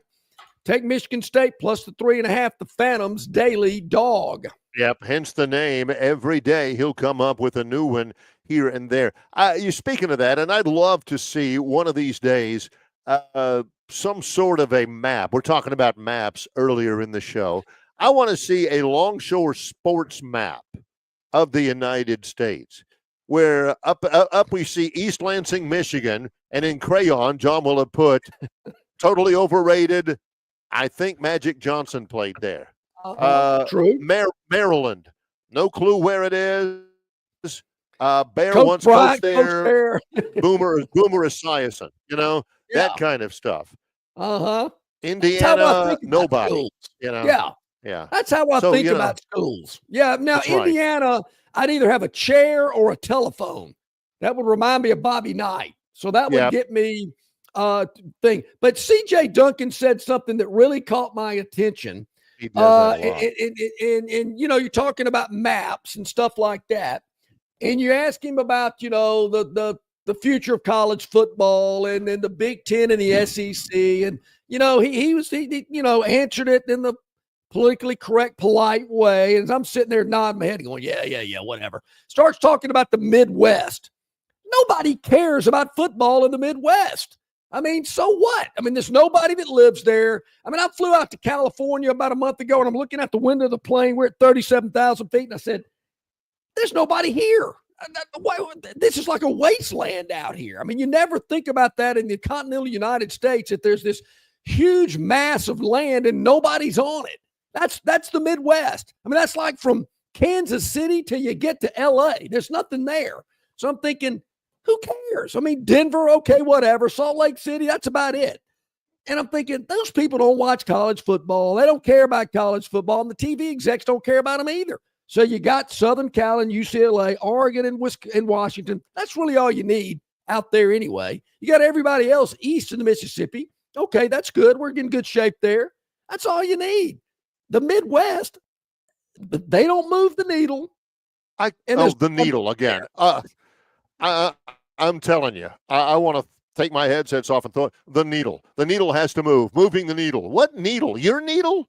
Are we talking about your needle now? Are we talking about needles and moving them? Oh, my gosh. And anytime you're eating corn on the cob, anytime you're eating Cheddar Bay biscuit from Red Lobster or something like that, you're going to be thankful for all that corn they grow out there. You're going to be thankful for all that food out there. Don't forget about the potatoes in Idaho. Yeah. Don't forget about them. Nebraska out there. You got people that love football. And the ones who don't love football, maybe they will enjoy a little football. Maybe they will become fans of football if they show a few more games of schools that are out there. Maybe they will grow the sport instead of just. We have already done that. I think we have already given all these places around the country prime opportunities. It's called Tuesday nights, Wednesday nights, Friday nights. They're putting these games on, and nobody cares about them. They put these games on, Pac-12 after dark and all this stuff. And these TV executives are going, wait a minute. We're spinning our wheels here. We're putting all these games on all over the place. Been doing it for 25 years, and nobody cares. My roommate here in San Marcos, Texas, is a proud graduate of the University of Nebraska. I've been out there. It's nuts. You know why? You get same thing over. Don't you like when you go out to eat? Do you get you probably do now that I formed the sentence. The same thing over and over and over again. Grow the sport. Expose other programs. And believe me, they care about football in the Midwest. Just because John sees a bunch of pasture land and a bunch of cornfields out there when he flies over the Midwest, doesn't mean there ain't nobody there. Nobody there. I mean, comparably to where the mass of people are in the population Chad, I'm giving they're up. Not even relevant. Man. But I will say this, what else are you going to do in Nebraska? There's nothing else to do out there, but hey, we got to go to a college football game because what else are we going to do? So I get that, but they're little blips on the map. As with anything, there are a couple of little small concentrated areas spread out around the Midwest, but there's not enough of them to make them relevant. And the TV networks get that. I mean, meanwhile, that's not what we want. And Nebraska better be lucky they're in the Big Ten, because if they weren't, they get left out too. I love John, voice of the fan. That's what we want. Well, how do you know that's what because that's what I want. And I speak for everybody until they tell me that they're not speaking for me, that I'm not speaking for them anymore. Let me phrase it this way. Yeah. To me, it sounds like that's what the Big Ten and the SEC wants. That is what they want. More of themselves. And they don't care what any of these other conferences think about it. You know, hey, man, we hate it for you, and we're rooting for you, and we hope you can make it on your own without leeching off us as you've done for the last God knows how long. But we're going to do our own thing. And I mean, it might be harsh. It might be a little, I don't know. What's the word I'm looking for? Only thinking about ourselves. Yeah, self-centered is the word you're looking at. It might be self-centered. It is, believe me. It is the real world. We got to look out for us. We're not here to look. I mean, Trump said, you know what? We got to make America first. We can't worry about what's going on in all these other countries. We're not babysitting people in Nebraska aren't Americans. No, people I'm not saying in Colorado aren't American citizens. You're jumping to conclusions. I'm just telling you, the SEC and the Big Ten are saying we're here to make us number one. We're out to look out for us. I'm already getting texts. John, people are saying, wait a minute. John is getting on the Midwest for being rural and not having many great population centers. Yes, we are in Alabama. I get that. The birthplace, the cradle of civilization, according to John, with all of the huge population centers like Tuscaloosa and Auburn and. Well, of course, we're talking about the SEC as a whole. Yeah. That's what we're talking. We're not specifically pinpointing one program or one state, but as a whole, this conference dominates, as does the Big Ten. Do you Big 12 doesn't. Do you think it's even possible? Serious question. Do you think it's even possible that South Bend, Indiana's not a population center either? Well, it's right by Chicago, but it sure is ugly. It's a nasty town. Thank gosh for Notre Dame. Do you think it's possible? Could you actually see in your crystal ball in the future the possibility that maybe the sports viewing public would get a little tired of the SEC and the Big Ten all the time? No. Just sick of Alabama again. Okay. If they're sick Georgia of that, again, Ohio State again. What would they rather watch? If they got sick of Alabama and Ohio State, what would they rather watch? Wake Forest? I'd have to go this way, and I know I'd get buckshot over this. Maybe, just maybe, like me, they'd like to just watch a good football game. Well, then I know, craziness. Maybe they would just like to watch a good football team, a game between two good football teams instead of the same teams playing over. Maybe some of them just like football. So why have these great football games not registered, not had high ratings, not moved the needle? The advertisers are falling all over themselves to be a part of it. I mean, we've been doing it for 30 years. And I don't see people going, man, that Wake Forest Washington State game was off the chart. Maybe because they don't happen regularly enough, because if you get a Big Ten SEC game, more times than not, those games are going to be really good, exciting, competitive. You're not going to get that every time you see some of these other teams play. Well, and particularly, and everything else that's built up in around it, the atmosphere, the in-stadium energy. I mean, I watch some of these games on Tuesday nights. I've seen high school games with more energy than some of these college games. It's embarrassing. That's not what the network wants. They're good-looking women at Wake Forest in the stands. Duke has got 5 good-looking women on their campus, maybe 3. They have that. I know for a fact that you have to realize that there is such a thing as Bama fatigue.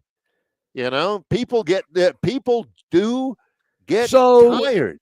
I don't know the exact number, but was it the Alabama-Michigan Bowl game, which was worthless and meaningless at 11 o'clock in the morning on New Year's Eve? Weren't the ratings pretty high for that? You know why? Because Bama was getting their butt kicked, and people were there for it. People were all about it. I will say this. I do understand there's a thing about brand. I do get that. And I will point this out towards John. I don't know why I help his point out because I don't agree with it. But the news came out that last weekend's Kentucky-Alabama men's basketball game in Tuscaloosa, Saturday, was the fourth most watched game of the season. It averaged 2.2 million viewers on ESPN with a peak of 2.6 million viewers. Alabama, Kentucky. Alabama's top 5. Kentucky's Kentucky. Do you think it was because I get the brands, and that one is due totally to brands. Georgia, Auburn had 1.6 million viewers. They're good teams, yeah. Well, wasn't the Auburn-Alabama game the highest rated basketball game between those two teams? I mean, I saw a similar report on that as well, that the Auburn-Alabama game in Tuscaloosa was one of the highest rated basketball games as well. So, people around the country want to see brands that just happen to be good. You got to grow it, though. You can't just keep the same ones. I totally agree. You got to grow it. And to grow it, you can't have these guys, these crumb snatchers down here that are leeching off your success. That's just going to bring you down. You don't need them. They're not helping the bottom line. I will submit to you that the viewership of Michigan, Alabama in that bowl game, and I can't even remember where it was. It was somewhere in Florida. The viewership of that one, they weren't there because of the success of Alabama football. They were there to watch Jalen Milroe one-hop a receiver on a crossing route and have to punt it away again. Well, it wasn't because of the quality of the football. I can promise you that. And that, to me, even makes even a more interesting scenario. I mean, the game's not good, but you're still watching them? Why? Well, I mean, they're Alabama and they're Michigan, and I know who they are, and I'm familiar with them, and I've seen some great games in their day. I mean, I don't even know. I just don't. I'm in for these other conferences. Knock yourself out. I mean, I hate it for you. I hope one day you can get to the level of where the Big Ten and the SEC are right now, but get there on your own. Don't get there riding the coattails of these two leagues that have built this huge business model on their own. But he's still thinking those leagues are really basically about 4 teams. You think John is on the side of Nebraska, who is in the Big Ten? Yeah. You think John is on the side of Vanderbilt? You think John is really pumping up the national viewership of Northwestern and Rutgers? I think not. See, Barry, that's the great guy that I am. I'm not, Northwestern, I'm not going to sit down and watch them play. I'm probably not going to watch Nebraska play a lot. But you know what? They're in a big boy conference, and I'm not going to take that away from them. And, there's always a few teams that maybe need to kind of turn it up a little bit, but I'm not going to hold that against them. And they're in a big conference, and they paid their dues over the years as a member of these conferences, and they've taken their lumps. So I'm letting them ride it out with all the other people in their league. John's giving him the benefit of the doubt. That's the great guy that he is, for sure. In association with Yellowhammer News, it's Longshore and McKnight, presented by Bud Light. Phoenix Physical Therapy is ready to help patients recover, recharge, and rise. They develop a customized therapy plan for each patient to get them back to enjoying their favorite activities. Their experienced team is committed to providing exceptional care in a professional environment. Whether you're looking to prevent or treat an injury, recover from a recent illness, or recuperate from surgery, schedule an appointment with our clinic and take advantage of our physical therapy, athletic training, workers' comp, and employer solutions service. Experience elevated physical therapy today. Call Phoenix Physical Therapy at 239-9316. That's 239-9316.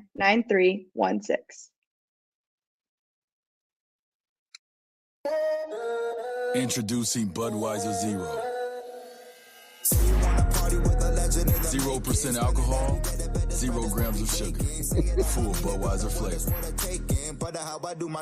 A refreshing alcohol-free brew that tastes like the real thing. Budweiser Zero. Zero alcohol.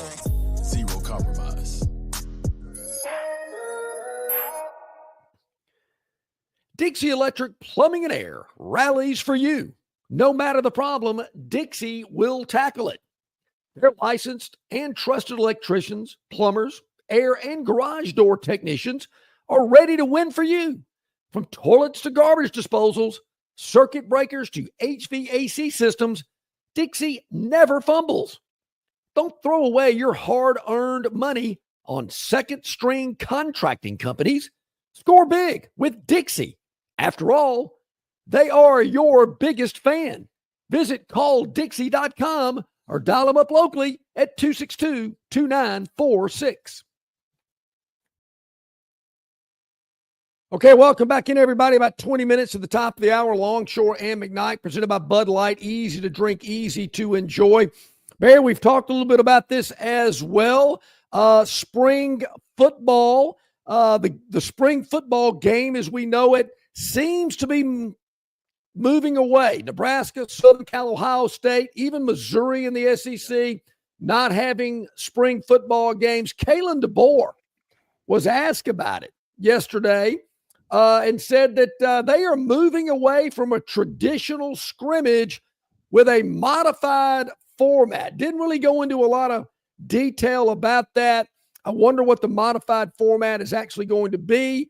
But, I think spring games are done. I don't dislike it. I used to do a lot of those, but it was difficult to broadcast those games because, I remember doing an Alabama spring game on TV one time with Doug Layton, Dennis Franchioni's first year. And, we're calling the game, and Curtis Grant was always the guy who was like, he'd get the ball all the time. He would never play much in the regular season, but he'd play in the spring game because he didn't want to get the other running backs hurt. And we'd call the game, and all of a sudden we'd look up, and the score was different. Well, we gave them 2 points because the defense got off the field on a 3-and-out. Okay. And, just silly stuff like that. Yeah. You don't, football-wise, you don't benefit from it. You don't grow from it. It's a glorified walkthrough, basically. Only reason why you do it in a regular football format is for the fans. And with the limited amount of time you get anymore, with the limitations on the hours you can spend per week with a player, or the limitations on the number of contact practices you can have, or the number of practices as a whole, you need every moment of it. You want to spend one of your 3 scrimmages just pandering to the fans? The fans want it. It's not the best thing for the teams. And I don't know what you do with spring games because they're a big money spinner, even for a place like Alabama who doesn't charge for spring practice. They still get a lot of people who get enthused about it and walking out of Bryant-Denny Stadium and will buy season tickets at a higher level. Or at Auburn, they'll get fired up. Troy last year, first year under Jared Parker, a lot of different things. I wasn't there to broadcast. I was with baseball, but that's a hard thing to broadcast when you're having wind sprint competitions and, stuff like you had in summer camp where you're, running an egg on a spoon in your mouth across to somebody else and stuff like that. I think that's the right thing. I still think the universities will insist on some sort of spring get together for the fans. Hey, make it out here for this or whatever, and get your picture taken with such and so, or get your autographs or something. But there's got to be some substance to it. But yeah, from a pure football standpoint, they need to move away from it. Well, if they have an autograph session, how long is it going to be before the players go, well, how much are you going to pay me to sign my autographs for an hour? Yeah, that's what it is. They're not going to do it for free anymore or for the love of their university. That's for sure. So, yes. Daniel, and I mentioned Florida State's doing away with their spring game as well. Daniel says Alabama's first game in Doak Walker Stadium, right? That is correct, Daniel. The Crimson Tide will open the 25 season in Tallahassee. I know a lot of fans will take a point of order here that Doak Walker was actually a Heisman Trophy winning running back at SMU. Technically, Daniel, point of order, Alabama plays their first game in Doak Campbell Stadium. Not Doak Walker Stadium, Doak Campbell Stadium. Don't go to Doak Walker. You might not see the game. Yeah. But don't go to Dumas Walker. You know, they've got a slaw burger, fries, and a bottle of skeet. That's a great song by the Kentucky Headhunters, by the way. So we're going to go over this as we get into the spring and the summer. I think it might be on the topic, Will, today too. But I don't know every premier game in week 1 of the college football season, which I believe is the last weekend in August. I believe the football season starts in August this year, August 30th, August 31st, something like that. But I'm going to go ahead and make just a prediction without even seeing the rest of it. Love it. But even though Florida State won like 2 games last year, maybe 3, I don't even know what their record was. It was pretty bad. I do know that. And Alabama was 9-4. That game will be a spotlight, highlight game in week 1. Is it prime time? I'm thinking it probably will be. 2:30 at the earliest. Yeah. 11 o'clock. No way. So this has got, and maybe, I don't know, could they push it to a Monday, a Labor Day game? I don't know. I know Florida State's played on Labor Day before. But no matter how oversaturated or bad their record was coming into this game, the networks are going to be flocking all over themselves to put Alabama at Florida State in a prime viewing window. And I know what you're saying. Well, why not put Wake Forest there? I mean, no. What I'm thinking is, and I have a little bit of a history with the Florida State program. My thing is, how do you think Florida State got to that point? How do you think Florida State did what they did? You know, in 1947, it was Florida State College for women. Now, all of a sudden, they're a helmet game, a marquee game. You know what? It's because people gave them opportunities. Nebraska would play them, and Alabama would play them, and Florida finally played in, and this, that, and everything. They were given they were given chances and taken advantage of. In the world of Longshore, man, you don't even have those. Forget that. Totally Nobody cares about you. You don't move the needle. Totally disagree. Florida State built their program by pulling themselves up by the bootstrap. They didn't take a handout. They went out there and worked hard, and if it meant having to go on the road to play in South Bend or Lincoln or wherever, they do it. I will go play you anywhere you want us to play us. They recruited extremely well, built a big-time program. Nobody handed them anything. No, that's I'm what not these other talking programs about handing it to them. They got to build their programs up on their own. But according to you, they were in the Metro Conference for basketball and baseball and stuff. But Notre Dame said, "Yeah, we'll play you." Nebraska said, "We'll give you an opportunity." According to John, not only do you want to, for years. So how do you have no choice but to make it on your own? You don't have anybody. You don't have a conference to lean on. And to me, Florida State is a prime example of a program that was terrible in the 70s. Yes. And Bobby Bowden had a lot to do with it, but they built their program their own self and worked hard to do it.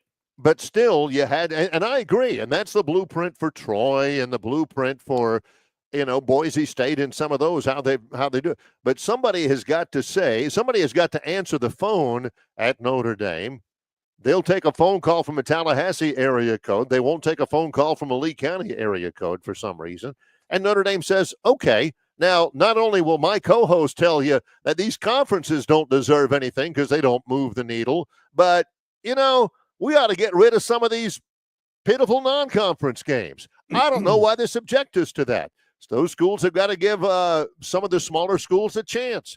And that's what Florida State did. And they have the chance, and now they're a marquee game. And even though they were 2-10 last year, my co-host will tell you, don't matter. Doesn't matter that they were terrible last year. Terrible last year, like unspeakably, unreasonably awful last year. Still doesn't matter. Prime time, big time game. If they're going to foist that game on us and tell us, if they're going to give us you know what and tell us it's Shinola, at least don't pander to us and tell us it's good for us, okay? Well, come on. I mean, you want me to really tell you why they're putting that game on in a prime window? I mean, I think you because know. Of Florida State. Okay, I didn't want to say that, but I'm glad you kind of insinuated that. And, of course, Alabama was the bastion of everything good and pure and true in college football last year themselves. Even their fans thought they were terrible last year. But, this is going to be a helmet game, marquee matchup, and all that. Hey, Two it's teams a renewal, who combined for 11 wins. And a renewal of the Red River Shootout or River City Shootout or whatever they call that 17 years ago when they last faced each other in and they can't call it a shootout anymore because which is stupid. So what? Why not? All right, the Victoryland 777 top. We're going to get to it when we return. In association with Yellowhammer News, it's Longshore and McKnight, presented by Bud Light.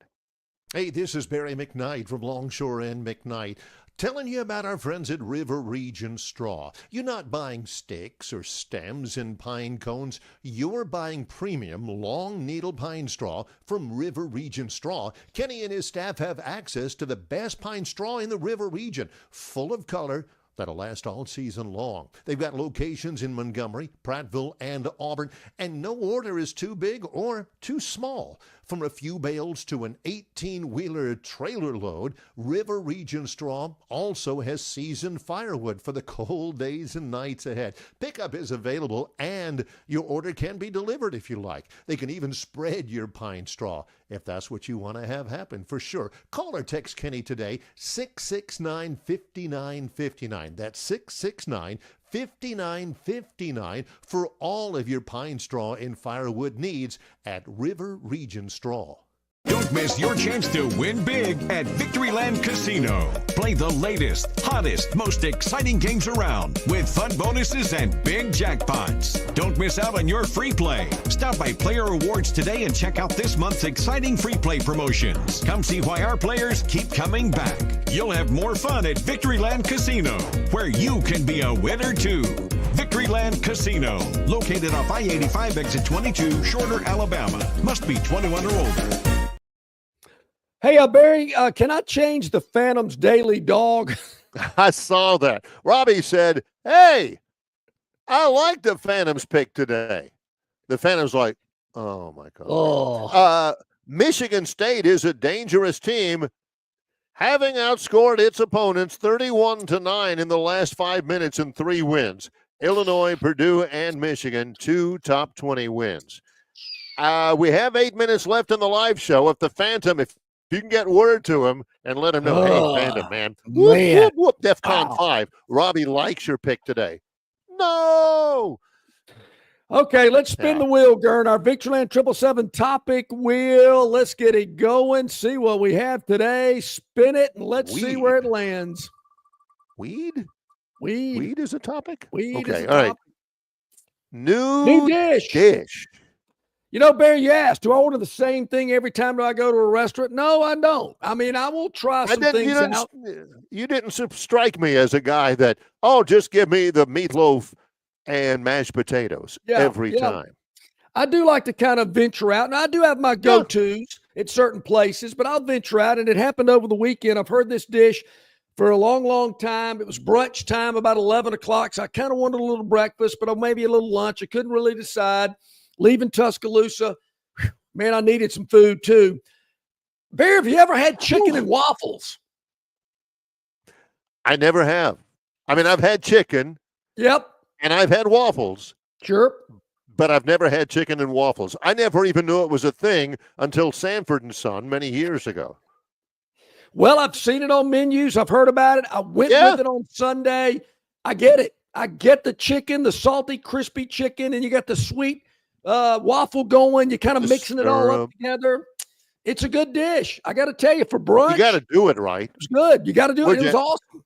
All right. Name some names. Where'd you have it? Had it at 5. I think you've been to 5 in Tuscaloosa before. Yeah. I've been to the one in Birmingham, but yeah. Mm-hmm. And so it right across the street from Coach Saban's hotel, the Alamite that opened up. We stayed there, walked across the street, and had brunch. The chicken and waffles was great. Got to go with it. Don't want to eat it every day. I got to do it. But it's kind of something you got to try out. Now, I will say this, Barry, as I was eating mine and enjoying it thoroughly, I did kind of scan the restaurant to see who else was ordering it. There were a couple of sorority girls that I looked at and I went, honey, you don't need to be eating this. Yeah. No. Looks like you've been coming in here eating this a little bit too often. Actually. Yeah. Maybe maybe an egg white omelet with some vegetables in it. Probably do you just right. Okay, new dish. That's good. Chicken and waffles on John's recommendation. Like many things, I'll have to give it a shot. All right, let's spin it again and see what we got going on here. The Victorland 777 topic wheel. Where will it stop? It is on schedules. Kind of touched on this a little bit, Barry. This is something that you can look forward to, viewers and listeners, to Longshore McKnight. I already hear some people doing it. I think it's a little early. We usually wait till spring is over, whatever they do with spring football. But people are already evaluating the 25 SEC football schedules. Some teams have a little easier path than others based on their competition. We talked about that with Texas last year. And I've already looked at some of them, Barry, and there are a couple of schools I'm going, whoa, man, look at this schedule. Not in a positive way? Kind of in an easy to tough way. Some teams have got much tougher conference schedules than some other teams do. Just think about Texas last year. Yeah. Oh, it was easy. And, if you think it's just a crapshoot, it's just a look at the draw, I can't believe that. There's been too much anecdotal evidence about the SEC screwing Auburn. Screwing a team in terms of their schedule. Whenever we talk about weak non-conference schedules, you know what I look at first? I look at Georgia. They've got Marshall, who won the Sun Belt last year, but their head coach, former Saban assistant, has moved on. Austin Peay, Charlotte, and Georgia Tech on the road. They'll play Georgia Tech at Mercedes-Benz Stadium in Atlanta. Georgia Tech sold out and went to Atlanta instead of Grant Field. That means it'll be 70% Georgia fans. That's Georgia's non-conference schedule. Marshall, Austin Peay, Charlotte, and Georgia Tech. Yeah. Yeah, we're going to get into this into a lot more detail than you factor in who they're playing in the conference. So that's just something to look forward to as we get closer, probably after the spring wraps up. All right, Darren, spin it again. Let's see what comes up next on the Victorland 777 topic wheel. 3 more topics left. Where will it land? It looks like drive-through. As opposed to drive-by. Drive-by. This is drive-through. Yeah. This was not a Starbucks. I'm not familiar with this coffee company, but their location is on 15th Street in Tuscaloosa. I'm leaving town on Sunday. Barry, there were cars in line on 15th Street to get into this coffee drive-through line, which was a double line. There must have been 30 to 40 cars in line to get coffee. What's the big deal? It's coffee. For God's sake. I don't get it. I think it's either Scooter's Coffee, and I'm Googling 15th Street, Tuscaloosa, or 7 Brew Coffee. That's it. That's 7 Brew. 7 Brew Coffee. Never heard of it. 7 Brew Coffee on 15th, 406 15th Street East, where our friendly brewistas are ready to serve you. Location perfectly positioned near Forest Lake and the excellent shopping. Coffee is coffee. I've got family members who will sit in line at Starbucks. It's coffee. I'm an unsweetened tea guy. I'll drink it's, hey, you got unsweetened tea? Yeah, okay. Well, give me some. Are the baristas topless? I mean, what is the attraction there? No kidding. I mean, is it sprinkled with what's the Cialis? Does it have, what's inside those things? I do not understand, but I'm telling you, Barry, they were not only was a drive-through pack, but one of the lanes on 15th is 3-lane on both sides. Right. The inside lane closest to this coffee business, there must have been 10, 12 cars just stop on the street.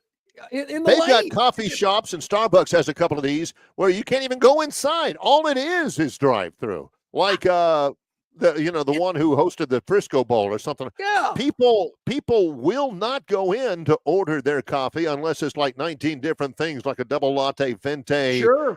with 2, spritzes of whatever.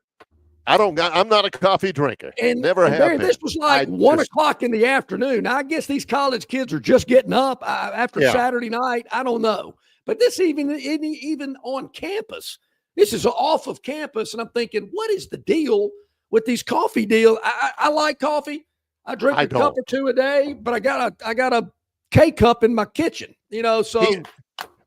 He ain't living with it. And I've seen John drink a lot of coffee in my day. We've been together for almost 30 years. Yeah. But still, even John, man, you got any coffee? This coffee's good coffee. That coffee's bad coffee. Man, I'm drinking this coffee. Man, it ain't that great. He's not living. And John, he ain't standing in a line for nothing. No, I'm not exactly. Coffee? I ain't standing in that long of a line, and I ain't paying those $7 for no coffee. Because that's what these high-end coffee places, what you get through with it, and they put all that latte and caramel flavoring, whatever it is. Oh, that'll be $4 or $5 for a cup of coffy? You kidding me? I mean, then I ain't getting no coffee, I guess. You can eat chicken and waffles for that. Yeah, as Lou told Danny, or as Danny told D'Annunzio, then you ain't getting no Coke. Yeah, it's because losing at the track. Well, we'll save the other two for tomorrow, where I will be broadcasting the show, still on the road, but I'll be in Hattiesburg, Mississippi tomorrow. Thursday, like the rest of them, is always a good day. Thursday is Rodney Orr Day, TinerInsider.com. Thursday is Jason Caldwell Day, AuburnUndercover.com, where he's going to recap the big one tonight between Auburn and Ole Miss. Lots of other stuff as well. And our man Bart Heisch, who I believe, Barry, is at the Alabama High School Athletic Association Final Four, where MA will play for the state championship on Friday. So we'll the get MA women, right? No, the men, the boys. Well, there's a Montgomery team that made the women. Yeah. There you go. That's it.